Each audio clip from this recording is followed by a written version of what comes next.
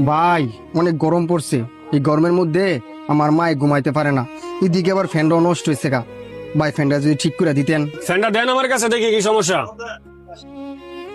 আপনার ফ্যানের তো কয়েল ঘুরে গেছে গা, আবার বডিও ভাঙে গেছে গা।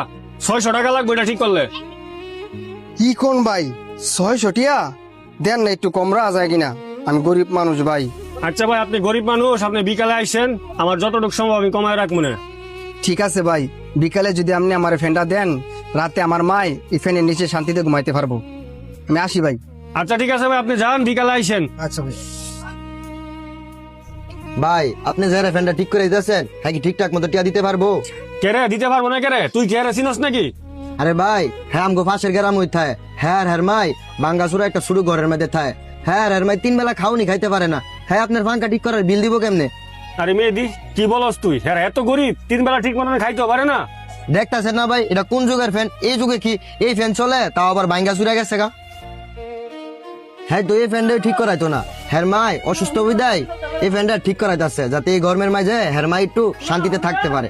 আর হ্যার আব্বাই তো ছোটবেলায় মারা গেছে, হ্যাঁ করে রাইখা। কি বলস তুই? হ্যাঁ বাপ নাই, আর এই বাঙ্গাসুরা ফ্যানটা হ্যার মার জন্য ঠিক করবার লাগে দিয়া গেছে? হ ভাই, হ্যাঁ এতটাই গরিব, এই যে একটা বৃষ্টির সিজন আইছে, হ্যাঁ ঘরের ভিতরে পানি পড়ে। ভাই আমি যে নষ্ট ফ্যানটা দিয়ে গেছি ঠিক করতেন, আমার ফ্যানটা কি ঠিক হয়েছে?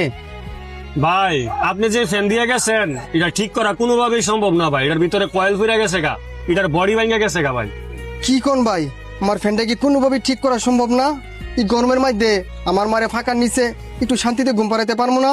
ভাই আপনি কোনো টেনশন করেন না, আমি আমার দোকানের সবচেয়ে ভালো মানের ফ্যানটাই আমি আপনার মায়ের জন্য রাইখা দিছি। এই ধরেন ফ্যান, এই ফ্যানের নিচে আজকে থেকে আপনার মা ঘুমাবে। কি কোন ভাই, এত দামি ফ্যান কিনার টিয়া আমি কই পামু?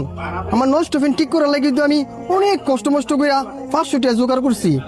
আরে ভাই, আপনার কাছে টাকা খুঁজছে কে?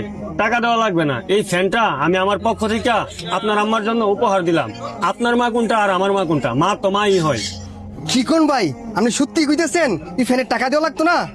আমার আম্মার এই ফ্যানটা আপনি ফ্রিতে দিয়ে দিছেন, আমার মা শুনলে অনেক খুশি হইব।